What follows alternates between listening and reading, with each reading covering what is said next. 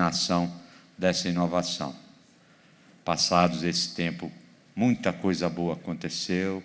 O BIM hoje é, de fato, uma realidade, acontece em todos os estados brasileiros, você sabe, tem alguma iniciativa no campo público, no campo privado, mas ainda, de fato, em que pese ser uma realidade, ainda não aconteceu como gostaríamos que acontecesse. Então, sempre a gente está trazendo a debate, levantando o porquê desse dilema, o que a gente pode fazer para avançar mais ainda, para que realmente faça parte do dia a dia do setor da construção. E para o debate de hoje, a gente colocou o tema Como colher bons frutos com o BIM, e estamos trazendo e convidando agora para moderador da mesa o Rodrigo Coirit, que é presidente do BIM Fórum Brasil, o Rogério Suzuki, que é sócio-diretor da Vistas Consultoria, o Fábio Rabelo, que é head da Setorial da Construção Civil e Moveleiro do Sebrae Nacional, e o Anselmo Freire, consultor de negócio do setor público, Desenvolve São Paulo, do Governo do Estado de São Paulo.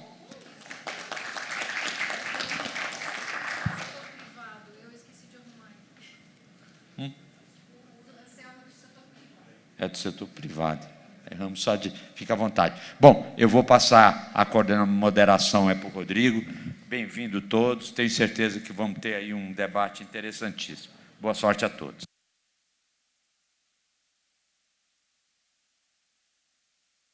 Boa tarde a todos bem-vindos aqui a mais esse painel do ENIC. Em primeiro lugar, agradecer a CEBIC por mais uma edição do ENIC, evento tão importante, transversal, para mover o setor da construção civil, meus colegas painelistas e pela recepção aqui do Dionísio e da Leila, que nos sempre abrem esse espaço. Vamos falar um pouquinho sobre a transformação digital, a digitalização, aquilo que a gente conhece muito como o BIM. E no meu papel de BIM Fórum Brasil, nós procuramos trazer a transversalidade desse uso do BIM, envolvendo os diversos setores. Eu acho que todos vocês talvez já estejam cientes que nós estamos no iminente início da nova estratégia BIM-BR. Agora, na próxima semana, começa a primeira reunião do CGBIM e a estratégia BIM-BR vai ser revisada. Então, nós estamos num momento muito favorável para a adoção do BIM, pela estratégia sendo revisada, mas não esquecendo dos passos anteriores também importantes, a nova lei de licitações, 14.133, já vigente, que direciona a contratação, o uso do BIM nas contratações públicas. Temos um trabalho importantíssimo a presença da Frente Parlamentar do BIM. No ano passado, quando a gente estava num painel aqui, estávamos com o deputado Júlio Lopes, que era da Frente Parlamentar de BIM, e hoje o Brasil está vivendo o momento da tempestade perfeita, que é o que eu costumo dizer, em que o BIM está sendo compreendido. Mais do que ele estar sendo compreendido, ele está sendo adotado. E estão se multiplicando os casos de sucesso das empresas que estão fazendo uso de BIM. Mas esse nosso painel, ele vai com o foco nas micro, pequenas e médias empresas. As grandes empresas têm mais facilidade para adotar o BIM e a gente precisa escalar. Essa tem sido a nossa tônica nas conversas com o MDIC, quando a gente fala de estratégia BIM-BR, e com esse ecossistema. Então, nós vamos debater aqui como que se pode usar de boas técnicas. O Rogério é muito experiente na implantação de BIM em diversas empresas e setores, vai falar para a gente um pouquinho sobre essas técnicas de implantação de BIM. O Fábio, representando o Sebrae, e o Anselmo, representando aqui o Estado de São Paulo, o programa Desenvolve SP, vai falar dos mecanismos para a gente ajudar empresas micro, pequenas e médias nessa direção. Então, Rogério, passo para você a palavra para você fazer aí a sua apresentação inicial. Está com você.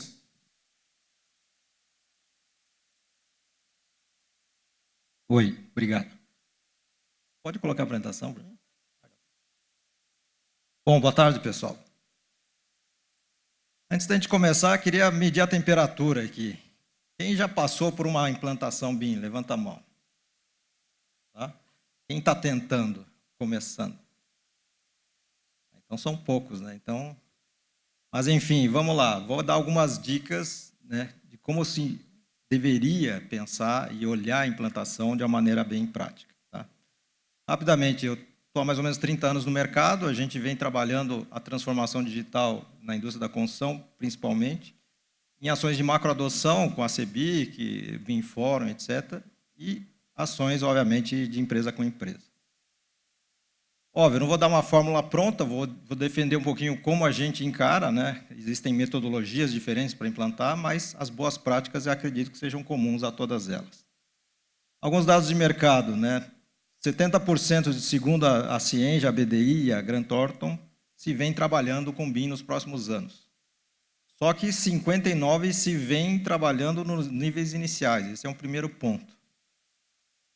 Outro dado de mercado bastante... esse me impactou quando eu tive contato. E quase 92% dos profissionais afirmam que os esforços para implantar BIM na arquitetura foram interrompidos ao longo do tempo. Isso quer dizer o quê? A gente começa, às vezes a gente para, a gente começa, a gente para, e faz, às vezes, os conhecidos voos de galinha. Né? E 65% fala em trajetórias tardias. Né? Na engenharia, o número é um pouquinho melhor, mas ainda assim são 70%. Né? Tudo bem, a gente tem ciclos da construção, né, de muita atividade, etc., mas a gente tem que entender que o BIM, gente, é uma decisão de negócio. Né? E eu sempre falo, você tem que tomar a decisão que você vai digitalizar a empresa. E o BIM faz parte desse pacote. Então, simplesmente você tirar recurso para isso, você tem que pensar muito bem na consequência que você tem. Aqui são imagens de alguns projetos que a gente vem tocando em várias empresas. Né? E em todas elas, o mote é sempre igual. Né? A gente desenvolveu uma técnica, uma metodologia de 10 passos. O primeiro passo é conscientização. Se a empresa, os diretores, principalmente, não entenderem do que a gente está falando, vira uma conversa de louco, né? Porque existe uma expectativa a ser vencida e existe o que? A realidade. Outro é a busca de uma consultoria. Não é porque eu sou consultor e eu indico que contrate um consultor.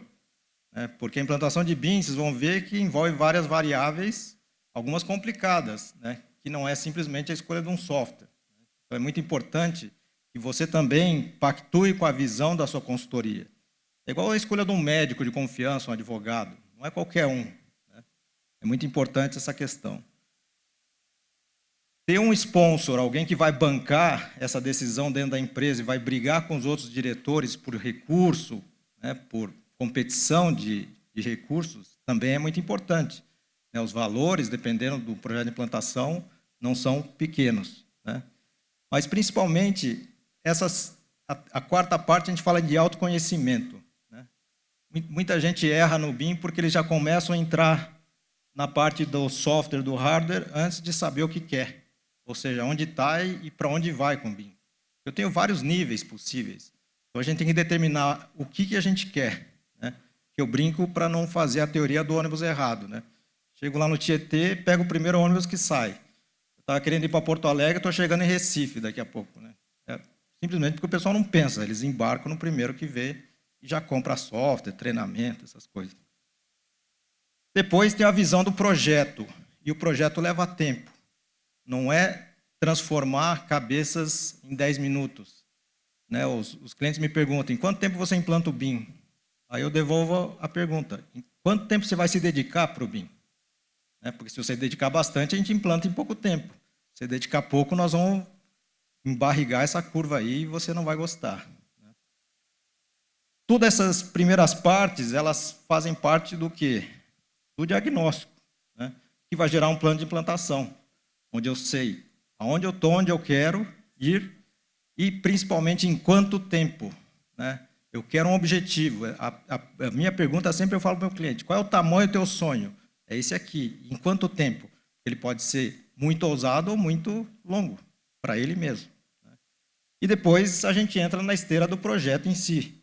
No nosso caso, a gente faz toda a revisão de processos, antes de entrar nas tecnologias, revisa padrões, implanta filosofias como Lean, etc., e depois desenha, junto com isso, um plano, né, uma metodologia do que você vai fazer em termos de cenário de mudança da empresa com o BIM. Para daí sim, sabendo com um modelo de gestão estabelecido, a busca do hardware, do software e dos treinamentos é a consequência. Obviamente, experimentar na prática, não adianta você criar diretriz BIM sem aplicar, e depois entra num ciclo de PDCA, porque você não vai implantar todos os usos de uma vez, você vai uma crescente. Né? E, principalmente, focar, né, no que a gente chama dos 4 pilares do BIM conhecidos, né, que não é só em tecnologia, mas em processos. A gente, na nossa consultoria, a gente acredita muito nessa questão. Então, vou falar o óbvio para alguns e o que não é óbvio para a grande parte do mercado. Muita gente acha que eu vou implantar um software tridimensional. E que é fácil, porque eu implantei o CAD, agora eu implanto o BIM. É a mesma coisa. Né? Alguns acham que é a mesma coisa.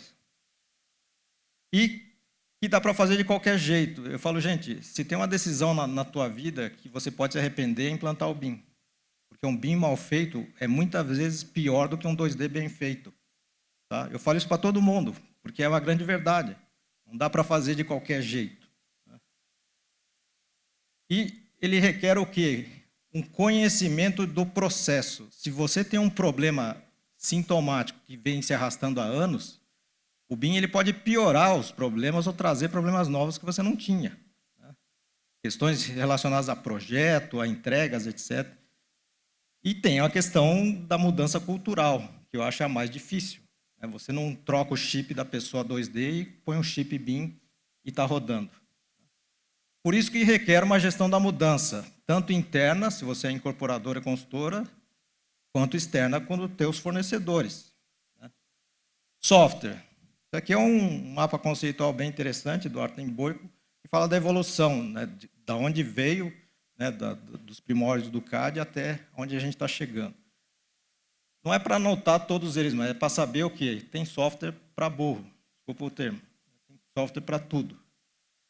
E a gente pode usar os softwares em todo o ciclo de vida dos empreendimentos, do início ao fim. Então, a primeira pergunta que a gente tem que fazer para o cliente é: dessa porção você quer o quê? Né? Qual é o pedaço do BIM que você quer? Para daí sim a gente começar a pensar numa estratégia e desenvolver, por exemplo, depois de um diagnóstico, um roadmap. Então, nós trabalhamos em ondas de projeto. Primeira onda, nossos projetos normalmente levam 6 a 10 meses, 11 meses, depende do apetite do cliente. Depende de quantas áreas nós vamos impactar dentro da empresa. Né? E aí, essa resposta, né? Para que você quer o BIM? Às vezes eu pergunto isso para o cliente: ah, não, eu quero extrair quantitativo mais rápido. Ah, não, eu quero o que o meu concorrente está fazendo. Né? Essa resposta, por incrível que pareça, é uma das mais duras de obter de volta. Eles não sabem por que eles querem. E é uma coisa que vai mudar a empresa deles. Para pensar nessa diferença aí. Aí a gente fala assim: tá, você quer isso, isso e aquilo, ou seja, do teu modelo. Né? Então o propósito está estabelecido, mas quanto tempo você tem para desenvolver os projetos, a compatibilização, o planejamento? E aí vai os primeiros problemas bem clássicos, que é o pessoal não quer mudar prazo e quer colocar o BIM em cima de um prazo de 2D. É como se você quisesse colocar São Paulo dentro de Campinas. Né? Não cabe. Né? Isso é óbvio para quem conhece, mas não é óbvio para quem está contratando. E aí tem uma expectativa e o pessoal só olha a parte boa do BIM, ninguém olha a parte ruim. Não é sempre assim quando a gente quer mudar?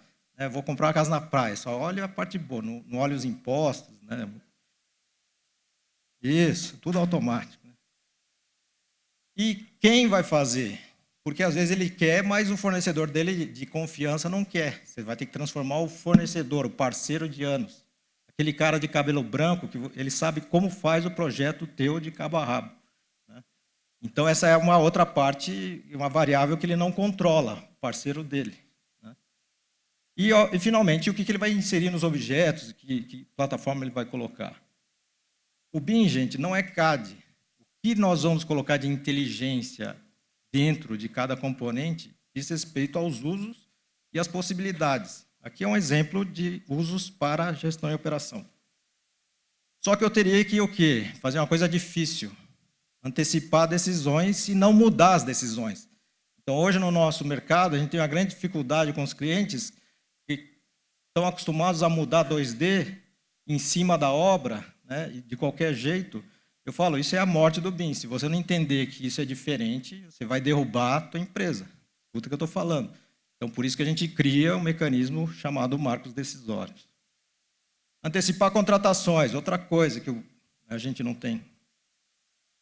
Diretrizes, muita gente faz de qualquer forma, mas principalmente mudar as pessoas.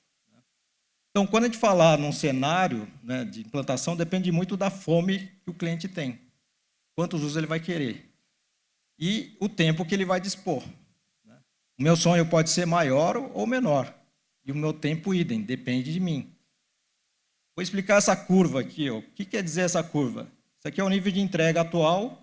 Enquanto eu não faço o BIM que eu quero, eu não faço o 2D também, porque eu sou um só. Enquanto eu não entrego o novo, também não entrego o velho. Para pensar. E se eu dedico pouco tempo, o que acontece? Essa curva vai embarrigar. E se eu encurtasse, né, e todo mundo quer sair do BIM do CAD para o BIM imediato, sem perda. Mas existe a vida real, você tem que entregar os orçamentos, o planejamento, a obra, e existe um caminho que potencialmente seria ótimo. Mas tem uma queda de produtividade, vai ser do tamanho que você definir. Tá? Então, essa é uma questão que eu quero que todo mundo reflita. Se a gente sabe que a gente tem que implantar o BIM e a gente encurtasse esse tempo, colocando mais recurso, esse meu vale seria antecipado, certo? E aí eu teria o quê? Uma grande vantagem competitiva frente à minha concorrência. Então, assim, se eu faço um esforço concentrado, eu tenho resultado mais rápido. Muita gente põe pouco recurso e o projeto nunca acaba. Só que o BIM não é o fim, gente. O BIM é um meio de uma jornada. É o BIM mais outras tecnologias. E quem não entendeu isso, realmente não vê sentido no BIM. Então, se você começa a olhar BIM com inteligência artificial, BIM com integrada à fabricação, você tem N usos. Não é só o BIM isolado. O BIM, por si, ele viabiliza a fabricação off-site. O BIM, por si, vai viabilizar o uso de gêmeos digitais. Mas acrescenta junto dessa camada os elementos novos, inteligência artificial, aprendizado de máquina. Aí sim, a gente está falando do BIM que eu não esperava, que a maioria do mercado não enxergou. Muita gente está enxergando o BIM como fim. E aí, o tamanho da empresa que você quer ter é esse ou esse aqui? É isso que eu falo para o meu cliente. Não sou eu que vou impor como consultor. Você que tem que definir o que você quer e aonde você quer chegar. Então, se eu tenho esse tempo de implantação e quero chegar lá em cima, se eu reduzir, olha o ganho que eu tenho, tanto aqui quanto lá. E não aprendo inteligência artificial da noite para o dia. Eu não implemento cultura de dados na empresa. Eu não coloco os dados dentro do componente BIM. Tudo isso é uma caminhada. Se eu começo mais cedo, eu termino mais cedo. Se eu coloco mais força, é igual corrida. Não é isso? Gente, BIM já comprovadamente traz retorno sobre investimento. Em vários segmentos, em várias tipologias. Só não enxerga quem não estuda, quem não pesquisa. Tá? As curvas de adoção, elas são totalmente diferentes do que era no CAD e o que é no BIM. Quando a gente começa a pensar em outras tecnologias, vira uma exponencial. Né? É isso que muita gente também não está enxergando. Esse aqui é um gráfico mais recente e interessante. Né? Em quanto tempo o ChatGPT conseguiu 1 milhão de usuários? 4 dias. 5 dias, desculpa. O Netflix demorou 3 anos e meio. Óbvio que não é a mesma coisa, gente. Mas o que eu estou falando é que a velocidade das mudanças, antes ela era lenta e ia subindo. Agora ela é exponencial em tudo. Né? E o pior cego é o que não quer enxergar. Né? Por isso que a gente tem que investir e refletir qual é o tamanho da barriga que a gente quer e qual é o tamanho do BIM que a gente quer. Né? Quando me perguntam quanto que eu invisto, eu falo, depende. Qual é a tua fome? Né? E a gente tem que conectar o plano estratégico do cliente com essa curva aqui. Né? Eu quero estar desse tamanho em 2027. Beleza, então vamos fazer uma conta de chegada. A gente tem que conectar a estratégia com o BIM. Era isso que eu tinha para trazer. Espero ter trazido alguma coisa de valor. Obrigado aí, gente.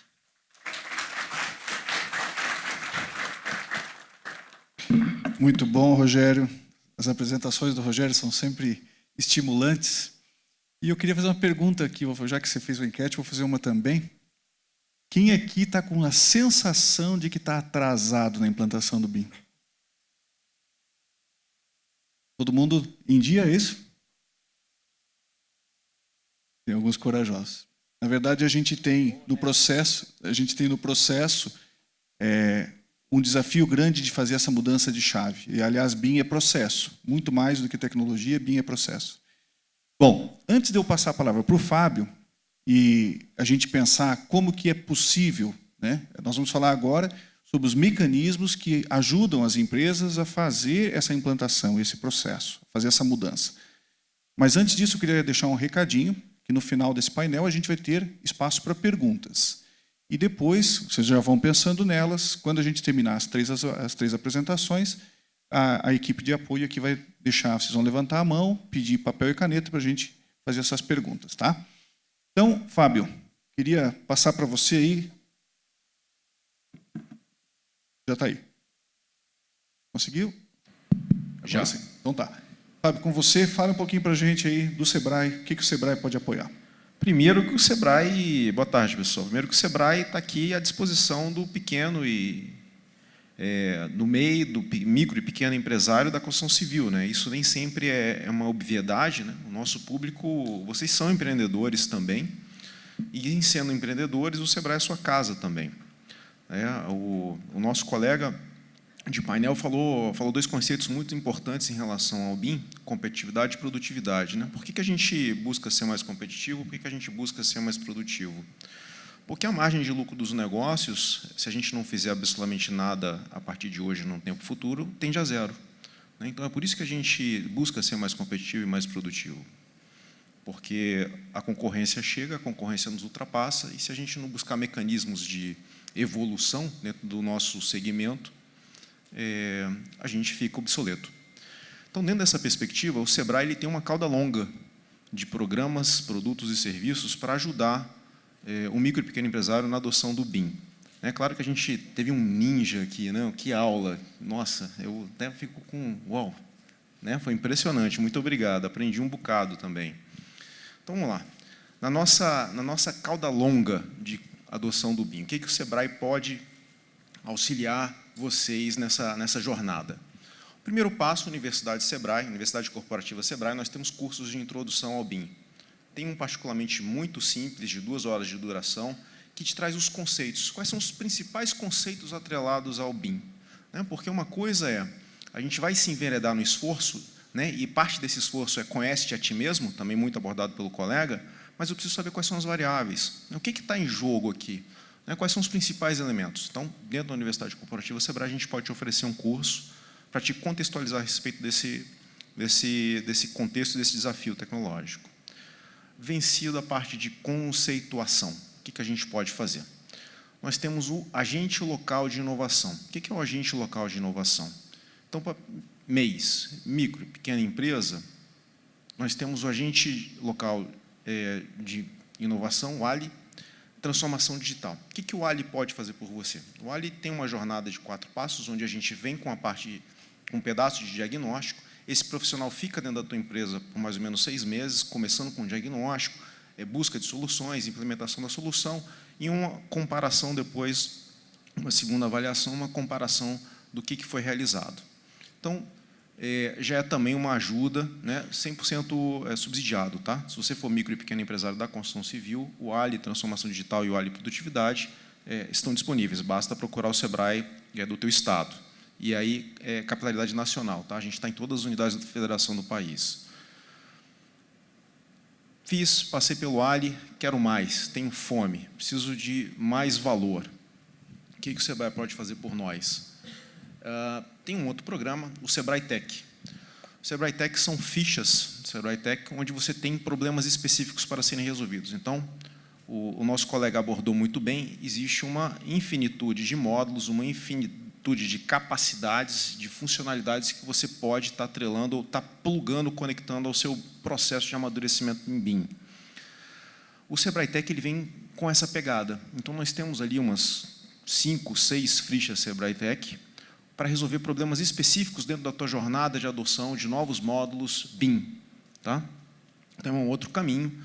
Também, se você... Aí, algumas são 100% de subsídio, outras são 70% de subsídio, mas, de novo, um subsídio massivo para que você consiga fazer essa absorção de capacidade. Tá?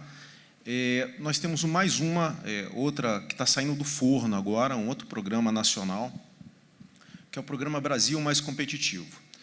No Programa Brasil Mais Competitivo, a gente tem uma jornada em 4 passos. O primeiro passo é o acesso ao portal, que, inclusive, o Brasil Mais Produtivo está no nosso stand lá embaixo, tá? Do ENIC. Inclusive com o pessoal do Senai, parceiros, ajudando a gente no cadastro dos empresários dentro da plataforma. Então, nós temos uma jornada em 4 passos. Na primeira jornada, é uma jornada autodirecionada, né? Então, você tem acesso a conteúdos, a cursos, a autodiagnóstico, e a pedir, né? A pedir os outros 3 passos da jornada, que são o quê? O segundo passo da jornada é justamente o acesso ao ALI, tá? ALI Transformação Digital ou ALI Produtividade. O terceiro passo da jornada são capacidade em Lean Manufacturing ou eficiência energética, e um quarto passo passa pela digitalização de negócio, que pode e deve esbarrar, no caso da implantação do BIM, quando a gente está falando aí de inovação. Tá?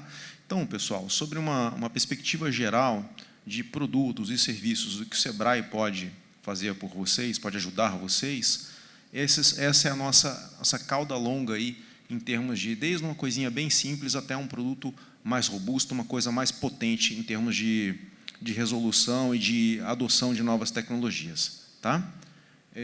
Bom, era isso. Vamos passar para frente aí. E, como disse bem o Rodrigo, estaremos à disposição para responder perguntas no final. Tá bom? Muito bom. Obrigado, Fábio. O Sebrae é talvez um dos entes mais importantes de apoio para os empresários, para o setor da construção. Como disse o Fábio no começo, o Sebrae está presente em todo o Brasil. O conjunto do Sebrae e do Senai é quem tem a maior capilaridade possível, né, no país, para chegar em todas as pontas, e, infelizmente, o setor da construção civil usa muito pouco os recursos, mecanismos que o Sebrae tem. Então, depois, Fábio, eu tenho umas perguntinhas para você, mas antes de fazer essas perguntas, nós vamos ouvir um pouco o Anselmo, que trabalha, então, no programa Desenvolve São Paulo. Ele é consultor de negócios e vai falar também sobre o que o Estado de São Paulo tem. O Sebrae tem uma abrangência nacional, mas o Desenvolve São Paulo tem uma abrangência regional. Então, para quem é de São Paulo aqui já pode usar, tem 2 alternativas. E depois a gente vai ver como é que a gente pode se inspirar no exemplo de São Paulo para levar isso para outros estados. Anselmo, por favor. Boa tarde. Assim não dá, gente. Vamos animar, que senão eu não consigo atuar. Boa tarde. Aí, ânimo, vamos lá. Bom, eu vou usar as palavras que o Rogério, algumas delas aqui, medindo a temperatura. Quem já ouviu falar do Desenvolve SP? Gente, não. Obrigado. Não, tudo bem, Rogério. Você. Tem muita gente de São Paulo aqui? Tem? Não sabe? Tá, entendi. Legal. Bom, então vamos lá. Nós somos uma agência de fomento do Estado de São Paulo. Antes de mais nada, eu gostaria de agradecer o convite. Muito obrigado, estamos honrados. Obrigado, Leila, pela paciência. Teve que ter uma paciência enorme comigo. Obrigado, Rodrigo, também. Estamos bastante honrados de participar. A nossa agência ela tem 15 anos, recém-completos. Né? Na época da nossa Caixa, nosso banco, ela foi comprada pelo Banco do Brasil, e então teve a origem Desenvolve SP. Nós temos uma única unidade na Rua da Consolação, 371. Não temos representantes. Qual que é o nosso raio de atuação? O Estado de São Paulo. Bom, vamos conhecer um pouquinho mais? Rogério. Preciso de ajuda aqui.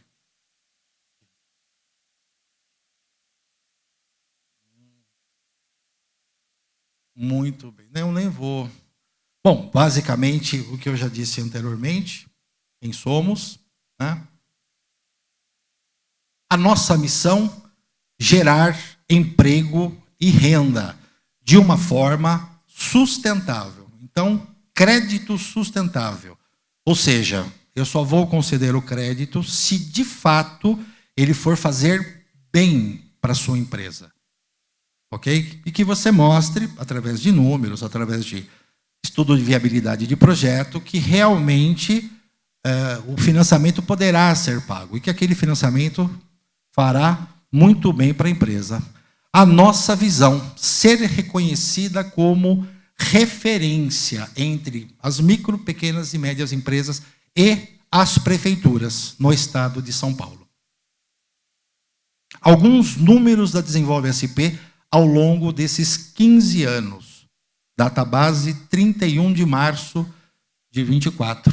Esse é o total de desembolsos e a quantidade de operações que fizemos. O nosso público-alvo. Isso é muito importante. Então, eu atendo o micro, o pequeno e o médio empresário. Faturamento, sempre que eu considero faturamento fiscal dos últimos 12 meses, entre 81 mil e 300 milhões. Esses são os pilares de atuação da Desenvolve SP. Inovação, sustentabilidade, projetos de investimento, máquinas e equipamentos isolados e capital de giro. Mas hoje, evidentemente, claro que eu li um pouquinho, né, me inteirei um pouquinho do assunto. Está muito claro para nós tratar-se de inovação. É indiscutível, ok? E aí eu trouxe para vocês o seguinte, é o que eu tenho de melhor na agência. É a minha principal linha de financiamento. Eu utilizo recursos da FINEP, são recursos federais. É a minha principal linha. Para vocês terem uma ideia, ela tem um custo de TR mais 4,5% ou TR mais 5,5% ano. Ok? Vamos ver se faz sentido realmente pelo que tudo que foi falado. Financia projetos, olha onde até o valor que eu consigo chegar. 15 milhões de reais. Então é aquilo que o Rogério falou. Qual é o tamanho do seu sonho? Então vamos avaliar, evidentemente feita aí todas as análises, mas até 15 milhões de reais vocês podem contar com a Desenvolve SP. E vamos ver se faz sentido. Para micro, pequenas e médias empresas, novos produtos, processos, serviços, inovação de marketing organizacional ou aperfeiçoamento da tecnologia existente. E aqui eu tenho dois caminhos, me corrijam, mas eu enxergo dois caminhos. Para o consumidor final, para aquele que quer implantar o BIM, e também para o desenvolvedor, né? Aquele que produz um software específico ou um conjunto de softwares e que queira promover algum tipo de desenvolvimento, de aperfeiçoamento no tal software. Então, tanto esse quanto o consumidor final, eu consigo atender nessa linha. Aqui são os portes das empresas. Essas são as condições da linha. É uma linha que eu consigo chegar até 8 anos, prazo de pagamento, com uma carência incluída de até 24 meses. No período de carência, haverá a cobrança de juros mensais. Mas posso afirmar para vocês que trata-se da principal linha que nós temos, em termos de custo, inclusive. Ok? para todos que tiverem curiosidade, eu convido a todos para que, agora ou posteriormente, enfim, conheçam o nosso site. Tá? Se vocês quiserem fotografar, www.desenvolvesp.com.br. Lá vocês terão acesso às diversas linhas de financiamento que nós possuímos, né? Bem como o modelo de projeto, quando submetido, e também para conhecermos um pouco melhor. Tá bom? E tudo acontece no site. Eu gostaria de fazer um pedido. Como que eu faço? Vou fazer uma visita lá para o Anselmo, na Consolação 371? Pode fazer uma visita para o Anselmo, você será muito bem recebido. Mas o pedido ele deve ser feito única e exclusivamente através do nosso site. É tudo bem tranquilo. Cadastrou o pedido, um consultor será designado, irá atendê-los do início até o fim da operação. Basicamente é isso, né? Claro que teríamos outras coisas para falar, mas o foco aqui é inovação. Então, coloco-me à disposição de vocês. Está aí o meu telefone, é direto. Será que eu vou dar conta? Vou, com certeza. Segunda a sexta, das 10 às 16 horas. Fiquem à vontade em ir presencialmente, ok? Ou entrar em contato comigo via fone.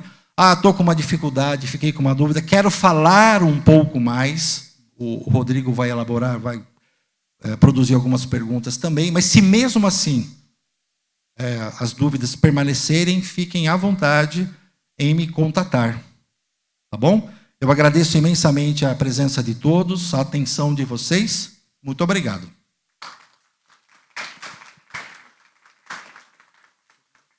Bom, muito interessante tanto a apresentação do Fábio quanto a apresentação do Anselmo. Nós já estamos recebendo perguntas aqui. Quem mais tiver, por favor, levante a mão e as meninas aqui dão apoio para vocês. Eu vou fazer talvez aqui uma para cada um. Mais uma provocação para a gente ter aqui uma visão. Eu acho que vou começar com o Rogério. Nós temos o desafio de o mercado, especialmente as construtoras, entenderem o BIM como negócio. Eu costumo dizer que a gente vê BIM como Building Information Modeling, e eu costumo dizer que BIM é Business Information Management. Ou seja, como que a gente pode transformar, através do uso da tecnologia, a gestão do nosso negócio pela tecnologia, pela informação que a gente pode adotar. Então, pense em BIM como Business Information Management. Então, nós temos que transformar esse negócio. E isso tem que acontecer em escala. E aí, o Rogério tem muita experiência, como vocês viram. E na experiência, Rogério, minha pergunta para você é o seguinte, né? Existem empresas de diferentes portes, diferentes níveis de maturidade, estão ali os 10 passos, nos leva a crer que existem formas repetitivas, padronizadas, escaláveis. Então, pela tua experiência, Rogério, como que empresas, no passado pode ter sido difícil, a gente tinha que descobrir, agora talvez a experiência já nos ajude. Na sua experiência, dá para usar isso, transformando em algo mais rápido para a gente diminuir aquela curva que é tão importante? Sim. Bom, Rodrigo, a gente mesmo já desenvolveu duas alternativas, uma com o próprio Dionísio, lá em Brasília, o BIM colaborativo, que nasceu com o apoio do Sinduscon do DF, depois junto com a CEBIC, o BIM Fórum. Está aqui a Fabiana, até que não me deixa mentir, uma participante aí do projeto, bom te ver de novo.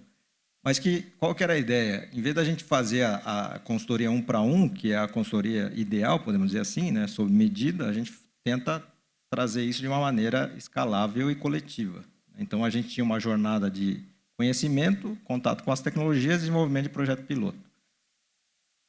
Entendo que aquela fórmula poderia ser ampliada, mas isso não depende só da gente. Junto ao Sebrae de Minas, também fizemos recentemente um EAD de implantação de BIM, com 34 empresas e instituições do Brasil inteiro. Então, assim, na minha visão, primeiro, o ótimo é inimigo do bom. Se a gente não tem condição de ter várias consultorias para atender dezenas de milhares de empresas, nós temos que definir frameworks ou estruturas básicas que vão atender uma grande camada. E eu partiria do princípio da experimentação, né? Então, o dia que ele entender através de conceito, depois começar a ter contatos com as primeiras tecnologias, sem comprar nada, mas experimentando e vendo a diferença do antes e do depois, e depois participando de um projeto piloto, porque o BIM para se consumar, tem que ter troca de arquivo, tem que ter colaboração, né? Tem que ter os entes diferentes. Eu pensaria numa fórmula nesse caminho e de curta duração. Com esse gostinho, eu sempre falo, quem provou, ele dificilmente volta atrás, né? A não ser que, obviamente, existem negócios e negócios, mas a grande maioria vai entender valor. Mas eu volto ali na minha fala que ele tem que entender que é um processo de digitalização. Nós não vamos voltar atrás, esquece. Nós estamos numa outra era e agora não é o que eu coloquei. Ele vai ter que descobrir o tamanho do BIM que ele quer ou da transformação que ele quer e realmente dar um jeito. E maneiras de viabilizar, tanto o Sebrae quanto o Fábio acabou de mostrar, existem, né? E tem outras linhas, né? O próprio Senai, tem várias iniciativas que a gente conhece fantásticas aí de apoio. É aquela coisa, você tem que sair da tua zona de conforto e realmente perseguir isso, né? Linhas com carência, né? Taxa de juros bastante, aquela quase empréstimo de pai para filho, né? Aquela coisa. Mas então, assim, eu sempre falo, a decisão depende da gente, né? Mais do que qualquer outra pessoa. Obrigado, Rogério. Fábio, o Sebrae tem uma série de programas e talvez você pudesse falar um pouquinho duas coisas. Para escritórios ou para empresas, especialmente desenvolver esse processo de digitalização, a gente vai precisar, sim, de software e hardware. No final, o Rogério já deixou isso claro, que a gente precisa, mas tem que viabilizar esse processo. Então, tem todo um trabalho de preparação, quem sabe a consultoria, quem sabe o trabalho de preparar a equipe, destinar pessoas a fazer esse processo de BIM para poder antecipar a curva. O Rogério também falou sobre isso. E a pergunta para você é, através do programa Ali, dos agentes locais, através do programa Sebrae Tech, qual é, né, o range de empresas que você pode atender? Você falou que eram as micro, mas como é que é a questão do faturamento envolvido e que tipo de serviço, projeto, tecnologia, o que pode ser coberto com esses projetos do Sebrae? O Anselmo colocou um slide muito legal aqui que dá as faixas de faturamento. São exatamente as mesmas faixas de faturamento, menos a última. Tá? O Sebrae não pega a média empresa, mas o Senai atua. Então, assim, eu costumo dizer que o Sistema S já nasceu ESG, né? Porque é um serviço social autônomo, então o social já estava lá de trás. Então, voltando para a sua pergunta, a gente vai até 4,8 milhões de faturamento por ano nos últimos 12 meses. Tá? E dentro da perspectiva do Ali e do Sebrae Tech, a gente pode desenvolver tanto o que a gente chama como soft skills como hard skills. Quando o Rogério fala de algumas coisas em termos de conhece-te a ti mesmo, qual é o tamanho da tua fome, a gente chama isso de soft skills. São habilidades relacionadas à negociação, a autoconhecimento, a perspectiva de gestão de marca, de posicionamento de preço. Então, a esse atributo a gente chama comumente soft skills. O outro lado que a gente trabalha como hard skills é justamente a questão do que nós fazemos, que paga nossas contas, né? Então, são os projetos BIM, a automação de processo, a integração, a compatibilização de projeto, tudo que a gente sabe que dá uma dor de cabeça danada, mas que a gente precisa vencer enquanto paradigma, né? Na perspectiva do digital twin, né? A obra sendo um digital twin. Então, dentro dessa perspectiva de soft skill e hard skill, tanto o Ali quanto o Sebrae Tech, existem uma infinidade de fichas Sebrae Tech, por exemplo, acho que a gente está entre 400 e 500 que podem te ajudar nessa perspectiva do hard skill e algumas de soft skill. E o Ali pode também atuar nessas duas. Tá? O bacana do Ali é que o Ali passa 6 meses dentro da sua empresa. Então, é um relacionamento que ele cria junto contigo, dentro dessa perspectiva, que pode te ajudar na adoção de outros produtos, dentre os quais o Sebrae Tech. Na escolha de qual ficha ou quais fichas que eventualmente melhor se apliquem no contexto do seu negócio. Então, Rodrigo, eu acho que, sob uma perspectiva desses 2 programas nacionais, eu entendo que a gente pode atuar sob uma perspectiva holística da empresa. A gente consegue alcançar isso aí. Muito bom. E cobre software, hardware, treinamento, tudo, né? Com certeza. O Ali TD, por exemplo, ele dá um subsídio de R$2.000. Isso dá para pagar uma licença de software, uma plataforma as a service, um software as a service, dá uma assinatura aí mais ou menos de 1 ano de alguns softwares de referência nessa área de BIM. Dá para pagar dá para pagar.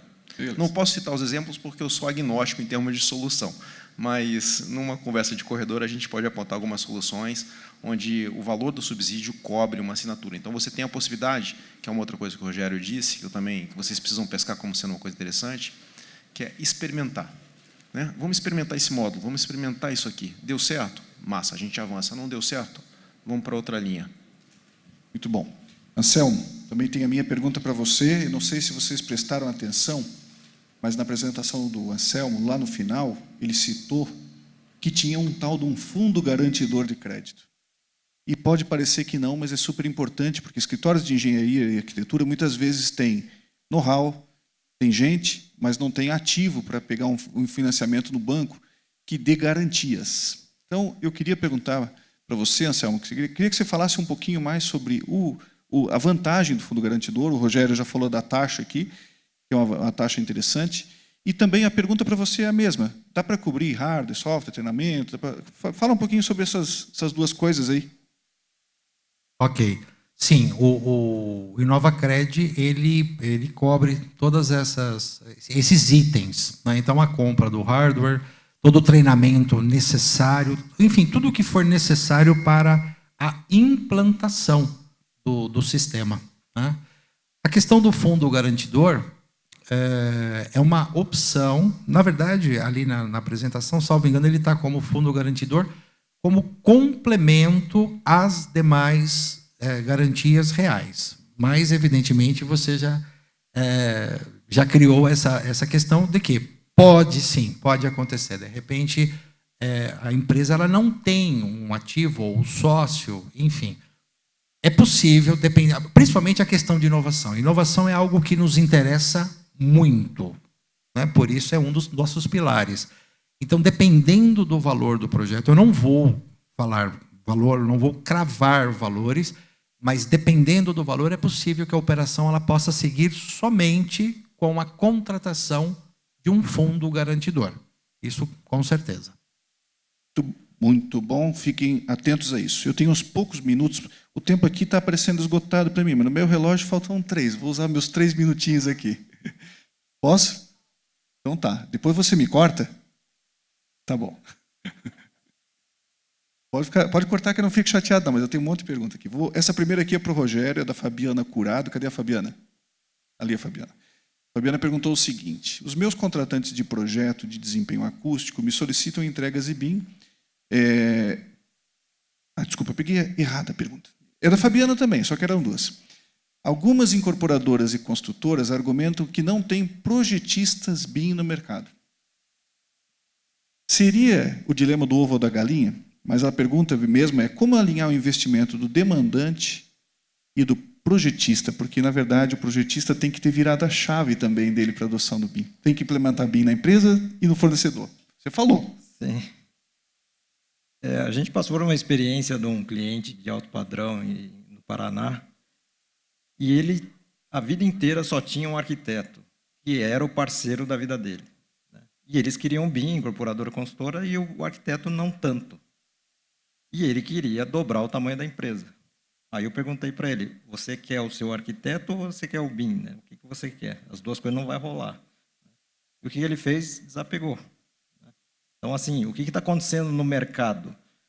Você tem parceiros de longa data, né, aqueles que conhecem você como ninguém, só que ele não está no BIM. Então, as empresas, todas que eu venho trabalhando, elas estão desapegando e contratando no Brasil e até fora.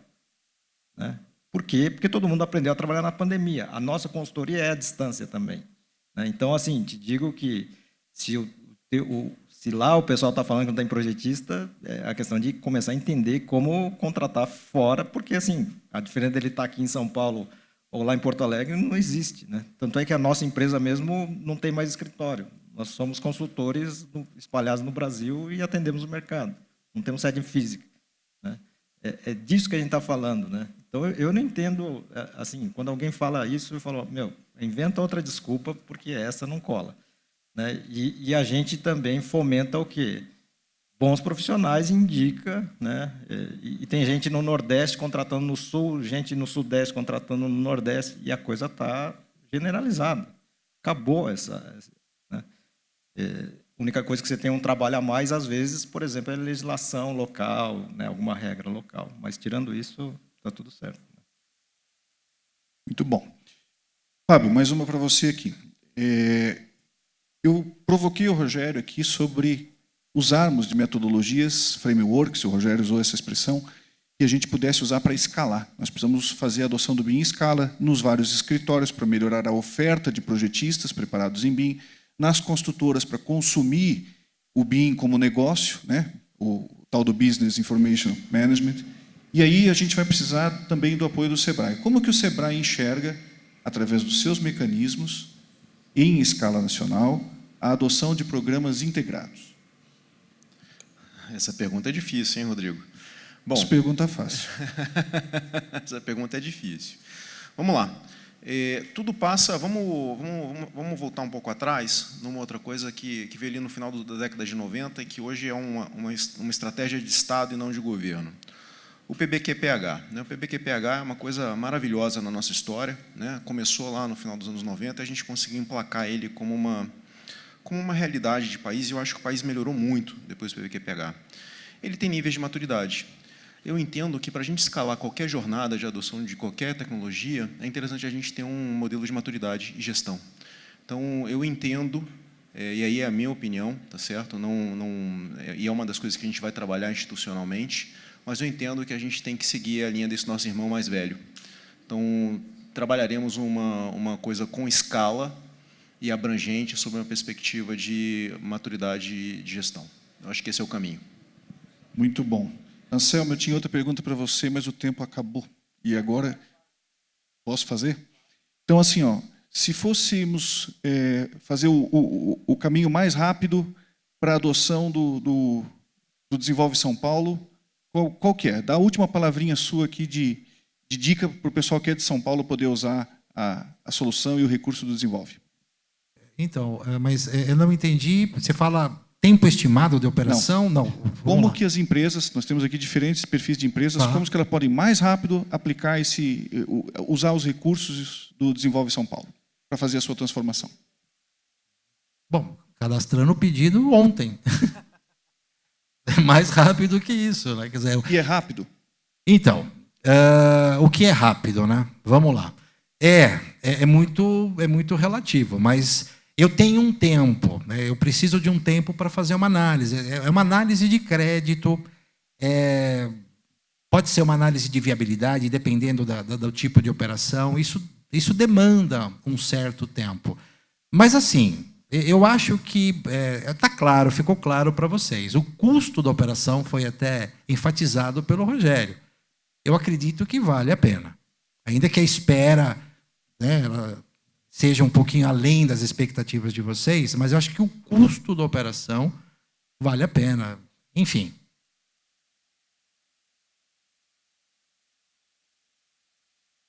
Olha, eu, em particular, vou ser bastante honesto, eu desconheço. Claro que eu não conheço todas as operações, eu estou lá há quase 12 anos, mas eu desconheço. Eu acredito que aqui vai ser um marco, né? Tanto que eu fui obrigado a ler a respeito do que se tratava e tal. Eu já vim até pronto em falar em software, mas aí eu li e falei, não se atreva a falar em software, porque não é só um software. É um sistema. Olha o Rogério, pronto para... Olha lá, calma. É um sistema, não é isso, gente? É um sistema que congrega processos, diversas tecnologias. Olha que bonito. Curtiu, né, Rogério? É isso. Gente, de verdade, eu espero vocês realmente na Desenvolve SP. Eu espero o contato de vocês, quem tomou nota do telefone, ou do endereço, ou do site. Instagram, olha como o pessoal da comunicação, vim com toda a estrutura aqui. A Desenvolve não é fraca, não. Instagram também. Enfim, desenvolvesp.com.br. Obrigado, gente. Eu vou continuar falando, eu adoro falar. Ô, Dionísio, Vamos lá. eu tenho um cliente, desculpa, que está usando recursos do FINEP para bancar parte da implantação. Tá? Então, assim, procurem, se candidatem e é possível. Né? Essa desculpa que não tem recurso, gente, não existe, honestamente. Você tem que procurar linhas de crédito que elas existem. E é subsidiada com carência, ou seja, só não faz quem não quer mesmo. Muito bom. Gente, muito obrigado pela presença de vocês. Obrigado à CEBIC e ao ENIC pelo espaço, pela oportunidade. Tem mais perguntas que foram direcionadas. Vou entregar aqui aos palestrantes e eles vão responder para vocês. Obrigado a todos.